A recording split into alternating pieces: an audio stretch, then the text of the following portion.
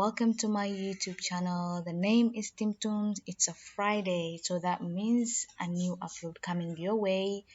If you're new to my channel, please subscribe, hit the bell icon down below so that you can be posted with my new uploads that I usually upload every Monday and Friday. So yeah, welcome. Asxaabta kusoo dhawaada channelka. Waxaan rabaa inaad hataa ku cusub tahay channelka. Please waxaad taabataa subscribe iyo gambaleelka u dhow. Markaas waxaa kala soconaysaa casharada cusub markasta aan soo gelin doono insha Allah. Waxaan soo geliyaa casharo maalinkii Isniinta iyo maalinkii Jimcaha. Marka waxaan rabaa inaad kala socotiin. Channelka share gareeya, subscribe gareeya, like gareeya, ha hilmaamina. Hadda waan ikaas kusoo dhawaada. Waxaan ka bilaaweynaa casharka meeshii aan ku joojinay Isniintii hore. We are continuing from the last video I uploaded on Monday. So let's begin. E for egg. E for egg. Egg waa ukun.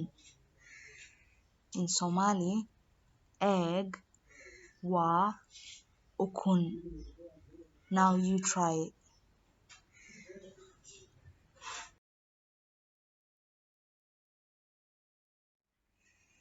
E for elephant. E for elephant. Let's say it together. And isla dhahno.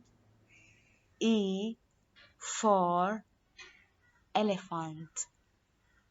Elephant waa maroodi. In Somali, elephant waa maroodi. Now you try it.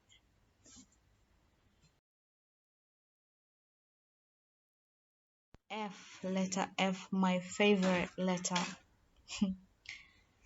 F for fish. F for fish. Fish waa kalluun. Kalluun. Fish waa kalluun. Such a fancy word. Now you try it.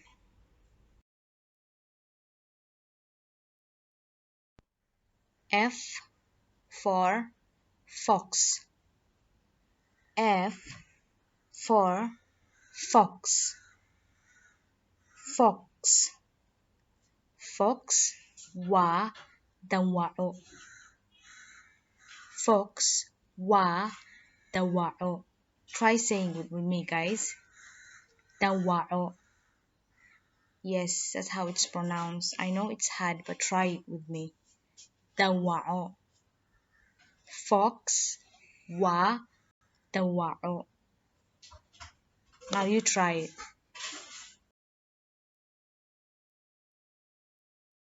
G for grass.